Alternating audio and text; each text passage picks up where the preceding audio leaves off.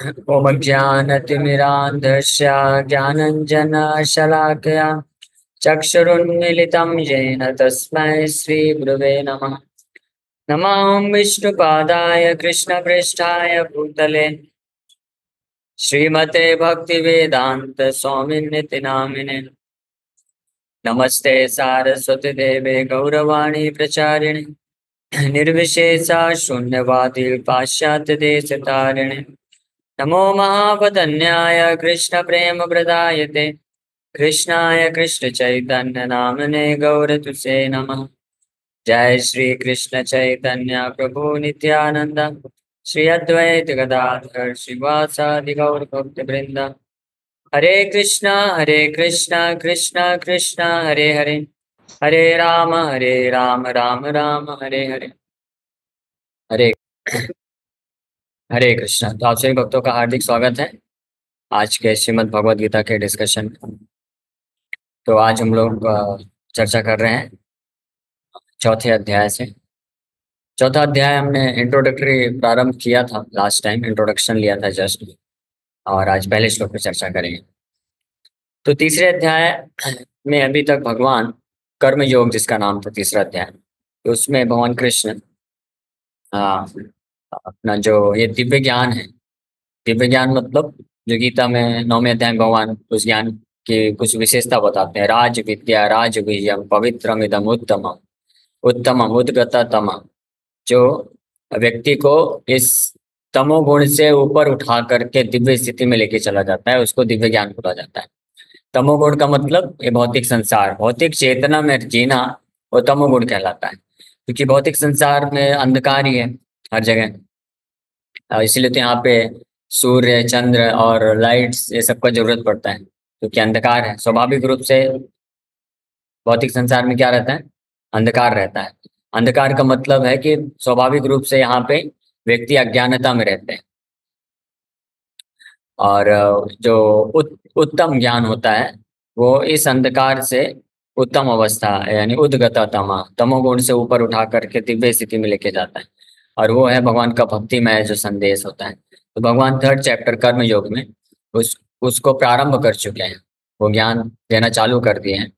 और इसीलिए जो आखिरी श्लोक हम लोग चर्चा किए थे तीसरे अध्याय का, एवं बुद्धवे पराम बुद्धवा, तो इस श्लोक के तात्पर्य में प्रभुपाद जी पहले ही लाइन में लिखते हैं कि this entire chapter of third chapter, ये तीसरा जो अध्याय है, it is directive towards Krishna consciousness. निष्कर्ष conclusively directive towards Krishna consciousness. Prabhupada ji ऐसा लिखते हैं कि ये पूरा जो तीसरा अध्याय है, इसका निष्कर्ष कृष्ण भावनामृत यानी भगवान की शुद्ध भक्ति की तरफ डायरेक्ट हो रहा है। यानी यहाँ से भगवान ने प्रारंभ कर दिया अपने शुद्ध भक्ति के बारे में बताना, और इसीलिए इसको दिव्य ज्ञान बोला जाता है। तो दिव्य ज्ञान, वास्तविक दिव्य ज्ञान क्या है? जो भगवान की भक्ति के बारे में तत्व को समझाता है, उसको दिव्य ज्ञान बोला जाता है। हालांकि जो लोग ब्रह्म ज्ञान लेते हैं या योग साधन का ज्ञान है, उसको भी ज्ञान बोला जाता है, लेकिन वो सर्वश्रेष्ठ नहीं है, पूर्ण ज्ञान नहीं। पूर्ण ज्ञान है दिव्य ज्ञान है, जो भगवान की शुद्ध भक्ति की तरफ डायरेक्ट करता है। इसीलिए तीसरा अध्याय जो कर्म योग है, तो ऐसा नहीं है कि वो कर्म योग है फिर अगला अध्याय ज्ञान योग है, फिर ध्यान योग है, फिर भक्ति योग भी है। ये कर्म योग भी भक्ति योग ही है। इसलिए इसलिए प्रभुपाद जी कर्म योग को भी भक्ति योग ही ट्रांसलेट करते हैं। भक्ति योग की प्रारंभिक अवस्था होती है। भगवान ये ज्ञान दे करके अब इस ज्ञान की कुछ विशेषताएं बताना प्रारंभ कर रहे हैं इस चौथे अध्याय में। तो बिना अर्जुन के प्रश्न पूछे भगवान स्वयं इस अपने भक्ति में जो ज्ञान देना चाहते हैं, भगवान उसको प्रारंभ किए तीसरे अध्याय में। तो उसकी अब विशेषता को बताने का इच्छा हुआ भगवान के हृदय में कि इस ज्ञान जो मैं तुमको अर्जुन दे रहा हूँ, तो पहले आप इसको बारे में मैं और चर्चा करूंगा, आपको बताऊंगा, लेकिन पहले ये जान लो कि ज्ञान की विशेषता क्या है, ये कैसे प्राप्त होता है, और कौन कौन भाग्यशाली लोग हैं जो इस ज्ञान को प्राप्त किए हैं। कौन कौन योग्य हैं, भाग्यशाली लोग हैं जो इस ज्ञान के अधिकारी बने हैं पूर्व में, ये भी भगवान बता रहे हैं। और इस ज्ञान को जानने के बाद क्या रिजल्ट होता है, क्या परिणाम मिलने वाला है, वो भी भगवान इस सीक्वेंस में आके बताने वाले हैं। तो सबसे पहला श्लोक में बोल रहे हैं, श्री भगवान वाचा इमं विवस्वते योगम प्रोक्तवान अहम अव्ययम विवस्वान् मनवे प्राह मनुरिक्ष्वा कवि अब्रवीत। The personality of Godhead Lord Shri Krishna said, Shri भगवान बोले, क्या बोले? I instructed this imperishable science of yoga to the sun god Vivasvan, and Vivaswan instructed it to Manu, the father of mankind, and Manu in turn instructed it to Ikshvaku. तो देखिए ये है विशेषता इस ज्ञान की, यानी कोई साधारण ज्ञान नहीं। हाँ? अर्जुन को जिस ज्ञान का रेसिपिएंट बनाया जा रहा है, यानी अधिकारी बना रहे भगवान, तो भगवान बता रहे अर्जुन पहले तुम समझो कि ये ज्ञान को प्राप्त करने का अधिकारी कौन कौन हुए हैं भूतकाल में। हाँ, तो हमारे लिए भी महत्वपूर्ण है कि ये गीता का ज्ञान जो हम लोग प्राप्त कर रहे हैं, जो देने का प्रयास कर रहे हैं, कुछ लोग सोचते हैं ये तो जो जिनके जीवन में कुछ करने धरने को नहीं है वो लोग बैठ के गीता भागवत पढ़ते हैं। हाँ, जो गरीब हैं वो लोग गीता भागवत पढ़ते हैं, जिनके जीवन में दुख है वो लोग गीता भागवत पढ़ते हैं, या जिनका ब्रेकअप हो गया उनके लिए ये ज्ञान है। हाँ, कई बार कभी कभी ऐसा कुछ इसको बहुत ठंडा है, इस्कॉन के थोड़ा देर रख, इस्कॉन के कुछ ब्रह्मचारी को कुछ लोग ऐसे लोग पूछते हैं कि आपका क्या जॉब नहीं लगा था क्या, आप ऐसे फुल टाइम हो गए, साधु बन गए।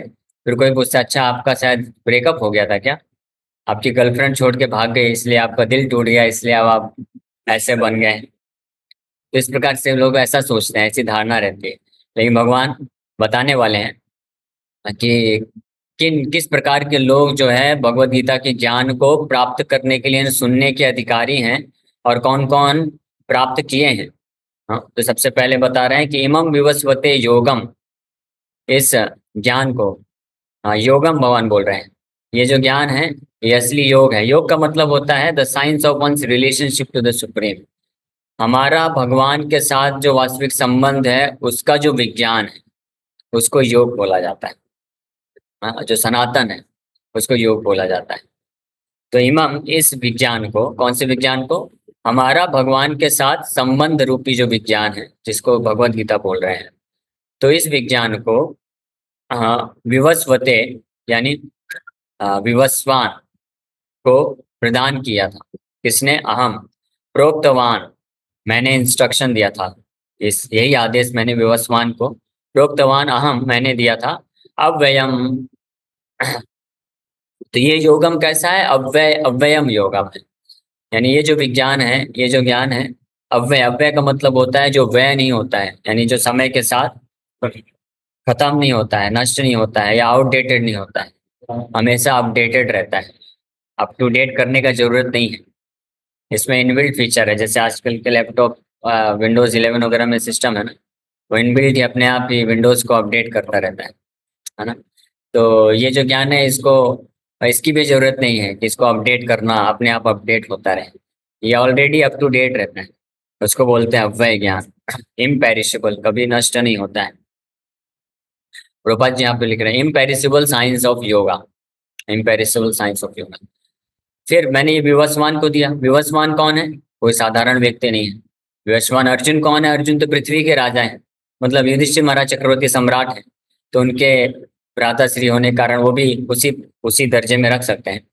तो आप तो केवल पृथ्वी के राजा हो, और पृथ्वी का क्या अस्तित्व है सूर्य के सामने? सूर्य के सामने बहुत छोटा है ग्रह, यानी सूर्य तो और बड़ा ग्रह है, और उच्च लोक है, उच्च लोकों में गिनती होती है सूर्य की। तो उसके भी जो चक्रवर्ती सम्राट हैं, कौन? विवस्वान, उनको भी मैं ये ज्ञान दे के आया। हाँ, इस ज्ञान को मैंने उनको भी प्रदान किया है।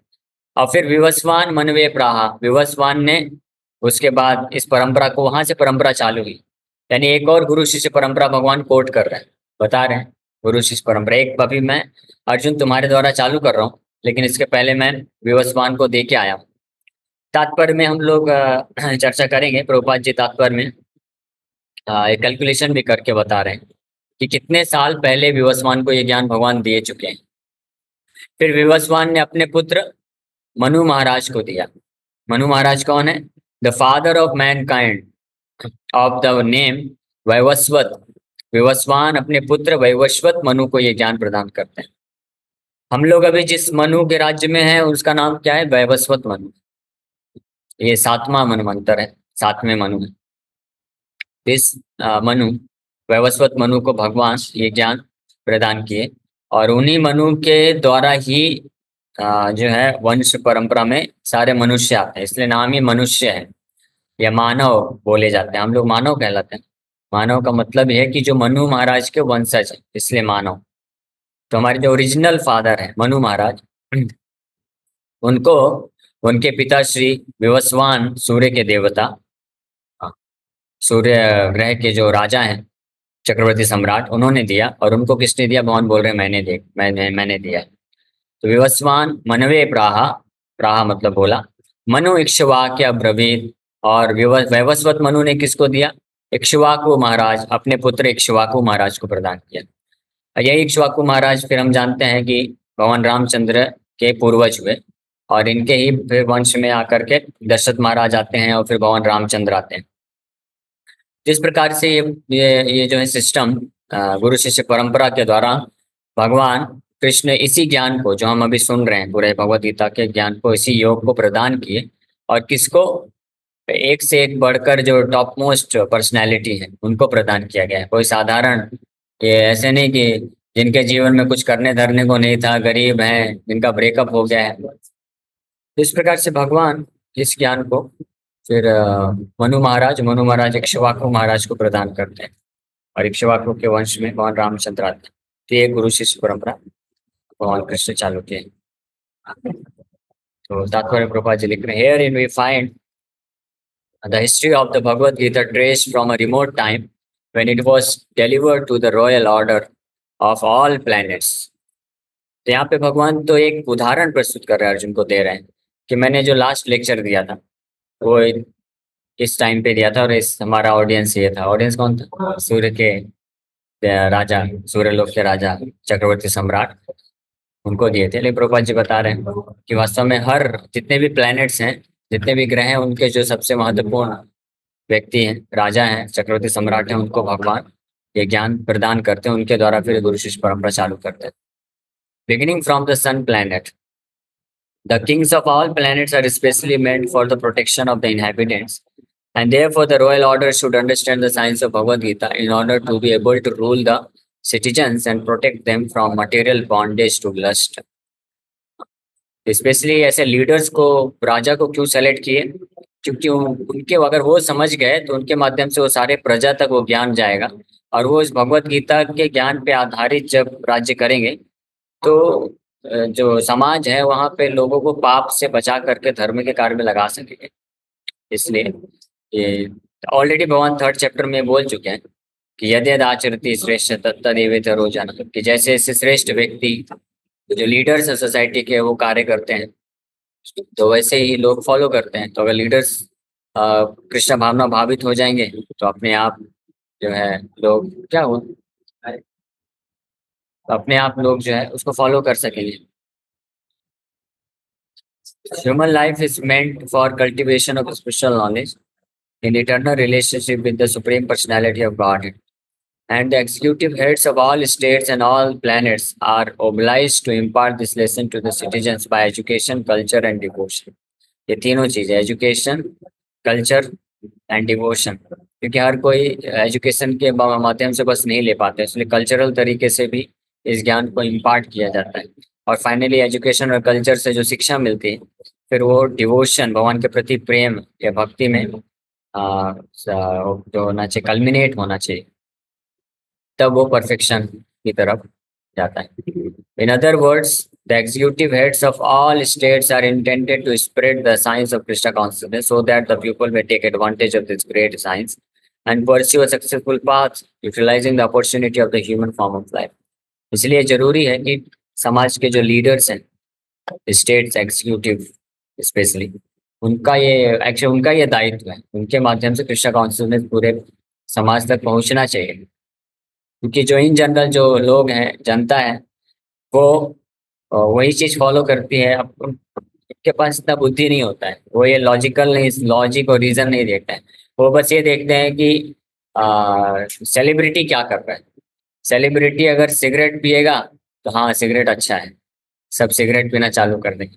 सेलिब्रिटी अगर अपना जो है जीन्स का पैंट 4 जगह से फाड़ के घूमेंगे तो वो डिजाइन बन जाएगा, वो फैशन बन जाएगा, फिर सब लोग जो है उसको फाड़ फाड़ के घूमते रहेंगे। है ना। सेलिब्रिटी अगर जो कुछ करें, सेलिब्रिटी अगर गीता को रिजेक्ट कर देंगे तो लोग भी रिजेक्ट कर देंगे। तो इन जनरल लोग जो है, इससे पता चलता है कि स्पेशली कलयुग में ये होता है कि जो जनरल पॉपुलेस है, जो जनरल पॉपुलेशन है, उनके पास इतनी विकसित बुद्धि नहीं होती कि वो जो सत्य है, जो लॉजिकल है, जो रीजनेबल है, जो विज्ञान है, उसको फॉलो करके आगे बढ़ सके। ऐसे बहुत कम ही लोग होते हैं कि जो सत्य पे आधारित, सत्य है अगर ये चीज लॉजिकल है, रीजनेबल है और साइंटिफिक है तो ठीक है। अगर सारे पूरे विश्व में कोई फॉलो ना करे तब भी मैं फॉलो करूँगा। इस प्रकार के लोग पाना बहुत डिफिकल्ट है। इसलिए जरूरी है कि ऐसे लीडर्स जिनका इन्फ्लुएंस है, जिनका प्रभाव होता है समाज में, तो उनका ये दायित्व बन जाता है फिर कि वो इस प्रकार से गीता के ज्ञान को प्राप्त करें और उस तरीके से आचरण करें। इसलिए प्रभुपाद जी ने चूज किया कि जो एजुकेटेड लीडर्स हैं सोसाइटी के, उनको गीता का ज्ञान देना चाहिए। हाँ, यही कारण कई बार लोग इस्कॉन को ब्लेम करते हैं, बोलते हैं इस्कॉन में सब पढ़े लिखे लोगों को ही क्यों गीता सिखाया जाता है। तो हालांकि ऐसा नहीं है, हम लोग सबको ज्ञान देते हैं, ओपन है, कोई भी आ सकता है प्रोग्राम में। हम प्रोग्राम करते हैं तो कहीं पे ये नहीं लिखते हैं कि केवल बीटेक आर अलाउड है, या केवल इंजीनियरिंग करने वाले अलाउड है, या मेडिकल डॉक्टर ये सब ही अलाउड है। नहीं, कोई भी आ सकता है, कोई अनपढ़ गंवार भी है तो आके बैठ सकता है, सुन सकता है। इसमें कोई डाउट नहीं है, सबके लिए। मंदिरों में भी कहीं नहीं लिखा है हाँ कि केवल अमीर लोग ही या जो लीडर्स हैं, जो पढ़े लिखे हैं, वही लोग अलाउड है। ऐसी बात नहीं है। लेकिन हम फोकस, क्योंकि हमारे पास अभी समय कम है और लोग कम है, लेकिन जल्दी अगर समाज में जल्दी ट्रांसफॉर्मेशन लाना है तो हम फोकस उन पे करते हैं प्राय कि जो लीडर्स हैं। क्योंकि एक लीडर, एक एजुकेटेड यूथ है, मान लीजिए लीडर है, उसको अगर हमने कन्विंस कर दिया, गीता का मैसेज वो प्राप्त कर लिया, तो वो फिर अपने माध्यम से सैकड़ों हजारों लोगों तक पहुंचा सकता है। ऐसे अनेकों एग्जाम्पल्स हैं इस्कॉन में, आप देखिए कि जैसे ऐसे कई डिवोटीज हैं जो आईआईटीज और एनआईटीज और मेडिकल लाइन से बड़े बड़े डॉक्टर हैं, रिसर्च के पीएचडी के हैं। तो वो जब कन्विंस हो गए, गीता भागवत को समझ गए, तो वो फिर अपने माध्यम से कई सैकड़ों लोगों को प्रचार करते हैं और कई लोग को जोड़ देते हैं। तो इसको इसको बुद्धिमानी बोली जाती है, इसको पार्शियलिटी नहीं बोला जाता है। अब भगवान भी यही प्रिंसिपल अप्लाई कर रहे हैं। भगवान थोड़ी ना जा करके गांव में बैठ गए, चौराहे पे आ जाओ हरे कृष्णा कीर्तन करेंगे, भगवान तो नहीं करेंगे। तो ये चैतन्य महाप्रभु की है। ये भी कारण है कि चैतन्य महाप्रभु को लोग भगवान के रूप में क्यों नहीं स्वीकार कर पाते हैं। ये सारे शास्त्रों में प्रमाण होते हुए भी, क्योंकि लोगों को ये केवल जो है गौड़ी वैष्णव ही समझ पाते हैं, इस भाव को समझ पाते हैं कि कृष्ण ही, चैतन्य महाप्रभु कृष्ण है। क्योंकि चैतन्य महाप्रभु भक्त के रोल में आए और खुद हरे कृष्णा कीर्तन कर रहे हैं, तो लोग डाउट में आ जाते हैं, अरे ये कृष्ण कैसे हो सकते हैं जो कि हरे कृष्णा कीर्तन कर रहे हैं। इसलिए समझ नहीं पाते लोग। हाँ, इसलिए वो internal reasons of appearance of Shri Chaitanya Mahaprabhu ने चैतन्य चैतन्य में डिस्कस किया। इसलिए बहुत ही भाग्यशाली भक्त वो समझ पाते। कई लोग हैं गौड़ी वैष्णव के बाहर जो चैतन्य महाप्रभु को एक बहुत महान सन्यासी या संत के रूप में देखते हैं, लेकिन भगवान नहीं स्वीकार कर पाते। वो सोचते हैं कि चैतन्य महाप्रभु अष्ट सात्विक विकार प्रकट किए, इतना हरिनाम संकीर्तन किए, को प्रचार किए, तो निश्चित रूप में वो बहुत महान संत है, शुद्ध भक्त है, लेकिन भगवान नहीं मान पाते। क्योंकि इस चैतन्य महाप्रभु भक्ति अपना खुद का ही नाम कीर्तन किए। तो खैर पॉइंट ये था कि भगवान कृष्ण चूज किए जा करके, अर्जुन को पकड़े, अर्जुन को ये ज्ञान दिए। हाँ, और अर्जुन भी जब समझ गया तो चक्रवर्ती सम्राट है, और अर्जुन सबसे बेस्ट ऑफ द सेलिब्रिटी था। अर्जुन वो उस समय का सबके लिए सेलिब्रिटी था, तो अर्जुन जो बोलेगा सब स्वीकार करेंगे। इसलिए ये इम्पोर्टेंट है कि जो भी एजुकेटेड लोग हैं, कॉलेज के हैं, यूथ हैं, स्पेशलिस्ट में भी, क्लास में भी कई यूथ लोग हैं, या कुछ टीचर्स हैं, डॉक्टर्स हैं, इंजीनियर्स हैं, तो उनको इस सब्जेक्ट पर तो बहुत सीरियस लेना चाहिए। अगर वो रियल समाज का अगर असली हित करना चाहते हैं तो उनको अर्जुन के पद चिन्ह में पालन करते हुए कृष्ण की भगवत गीता को पढ़ना चाहिए, सुनना चाहिए और समझना चाहिए।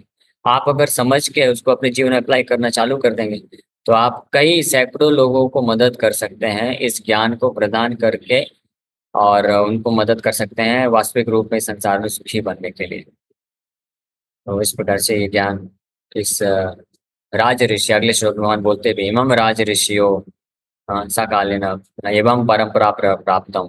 ये राज ऋषि, राजाओं की इस परंपरा में, लीडर्स की इस परंपरा में ये ज्ञान प्राप्त होता है। तो सारू, और इसके बारे में कल हम लोग और चर्चा करेंगे इस श्लोक पे। तो आज का एसेंस ये है कि जो भगवत गीता का ज्ञान है, ये वास्तविक में वास्तविकता में ये लीडर्स के लिए है। The most educated, highly intellectual person, और शुद्ध बुद्धि रखने वाले, पवित्र हृदय वाले साधु। साधु का मतलब जो सज्जन व्यक्ति, जेंटलमैन, उनके लिए है, ना कि ऐसे लोगों के लिए है जिनके जीवन में कुछ करने को नहीं था, ब्रेकअप हो गया है या परेशान है, हताश है, वो लोग भगवत गीता पढ़ते हैं। वो लोग भी पढ़ेंगे तो गीता का लाभ उठा लेंगे, इसमें कोई संशय नहीं है, लेकिन Bhagavad Gita is meant for intelligent class of people. Okay, thank you very much. यहीं पे विराम करेंगे। किसी भक्त का कोई प्रश्न है तो पूछ। हरे कृष्ण। हरि बोल यस प्रभु जी, अंकिता मत। Beautifully describe. हरे कृष्णा जी, दंडवत प्रणाम। प्रभु जी, जैसे आपने कहा कि हाँ पूछिए। जैसे आपने कहा कि सेलिब्रिटी लोगों को फॉलो करते हैं लोग, जनरली जो फेस होते हैं, पब्लिक फेस। तो कई बार ऐसा देखा, जैसे अभी अमृता राव है, वो इस्कॉन गई थी गुड़गांव में, तो ऐसी चीजें क्यों नहीं फॉलो करते हैं? ऐसा भी फॉलो करते हैं। आप देखेंगे अगर कोई सेलिब्रिटी होते हैं, बहुत अच्छे लीडर्स होते हैं, और वो भक्ति के प्रोसेस को ले लेते हैं और वो सीरियस हो जाते हैं भक्ति में, तो लोग फॉलो भी करते हैं। ऐसे भी एग्जाम्पल्स हैं इस्कॉन में, आप देख सकते हैं। तो बट उनको फिर सीरियसली लेना चाहिए, जैसे अर्जुन ने सीरियसली भगवद गीता के टीचिंग्स को एक्सेप्ट किया। केवल अगर कई बार ऐसा भी होता है कि जो इस प्रकार के सेलिब्रिटी होते हैं ना, अभी इस्कॉन भी एक सेलिब्रिटी अपने आप में, ब्रांड है। तो कई बार सेलिब्रिटी लोग इस्कॉन इसलिए आते हैं ताकि उनका फैन फॉलोइंग बढ़े। तो इस बहुत से आते हैं कुछ लोग, जन्माष्टमी बस में आते हैं, फोटो वोटो खिंचा के दर्शन लेके चले जाते हैं, अट्रैक्ट करने के लिए लोगों को। तो फिर लोग उस उद्देश्य से जो सेलिब्रिटी भी अगर आते हैं ना, तो लोग फिर भक्ति के भाव को नहीं पकड़ पाते हैं, वो केवल वो सेलिब्रिटी के जैसे ही बन जाते हैं। लेकिन जो सेलिब्रिटी अगर वास्तव में भगवद गीता के ज्ञान को प्राप्त करके अपने जीवन में अप्लाई करते हैं, हरे कृष्ण जप करना चालू कर देते हैं, तो उनके इन्फ्लुएंस से कई लोग भक्त बनते हैं। ओके, यस कविता माता जी। हरे कृष्णा प्रभु जी, दंड प्रणाम। प्रभु हरे जी, कृष्ण। जैसे यहाँ पर जैसे कहा गया है कि किसी का लीडर्स लोगों को और कॉलेज के हैं, यूथ है, इन सबको तो करना चाहिए, लेकिन मोस्टली देखा जा रहा है इस समय कि जो अपनी जिंदगी से परेशान हो जाते हैं, मतलब कहते हैं ना, चारों तरफ से मार खाने के बाद, और या फिर ये सोच करके कि गीता में हर क्वेश्चन का सोल्यूशन है, तो इस कारण से ज्यादा अट्रैक्टिव हो रहे हैं, और ये ज्ञान के उसमें से तो नहीं आते हैं। हाँ, तो वो भी अच्छी बात है। भगवान गीता में बोलते हैं व्यार्थो अर्थार्थिर जिज्ञासु ज्ञानी च भरतर्षभ। ये चार कैटेगरी के लोग आते हैं, ये जो बहुत दुखी हैं, या जिनको कुछ भौतिक लाभ चाहिए, या जो जिज्ञासावश हैं, और जो ज्ञानी लोग। तो चारों कैटेगरी आते हैं, और चारों लोग लाभ उठा सकते हैं। लेकिन भगवान बोलते हैं स्पेशली जो ज्ञानी लोग आते हैं, ज्ञानी मतलब जो जिनको जो दुख संसार में दुख था, ब्रेकअप हो गया था, या कुछ लाभ चाहिए, ये सब उद्देश्य नहीं गए, वो भगवत गीता को, भगवान को समझने के उद्देश्य से गए हैं। तो ऐसे लोग वास्तव में लीडर्स बनते हैं, और फिर ऐसे लोग भगवान को बहुत प्रिय हो जाते हैं। तो ऐसे लोगों को भी हम सर्च करते हैं, ढूंढते हैं, ताकि इनके माध्यम ये बहुत एक अच्छे लीडर्स बन करके प्रचार में सहयोग कर सकते हैं। लेकिन इन जनरल सबके लिए ओपन है, भगवान से जो भी जुड़ेगा, कैसी भी परिस्थिति में है, कैसा भी उसका उद्देश्य है, तो उसको लाभ ही होता है। यस, और कोई प्रश्न? कोई प्रभु जी बोल रहे थे प्रश्न। हरे कृष्णा, मैं ये बोल रहा हूँ कि आजकल सेलिब्रिटी जो हो गए हैं, सेलिब्रिटी, नेता, अभिनेता और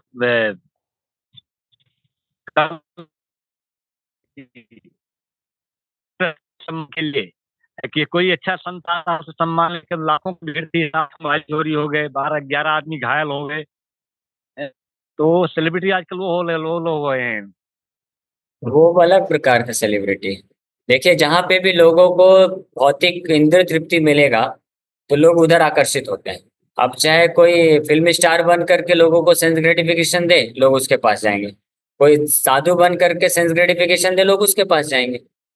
तो इसलिए ये मेन उद्देश्य लोगों का क्या है? मनोरंजन प्राप्त करना, या अपने जीवन से दुख हट जाए, कहीं से कुछ इस प्रकार के ऐश्वर्य मिल जाए, सब सुख संपत्ति मिल जाए, तो लोग उधर आकर्षित होते हैं। लेकिन वास्तव में भगवत गीता का टीचिंग्स ये नहीं है। भगवत गीता का टीचिंग्स है कि हमको लोगों को वो देना चाहिए जो लोगों के लिए हितकर है।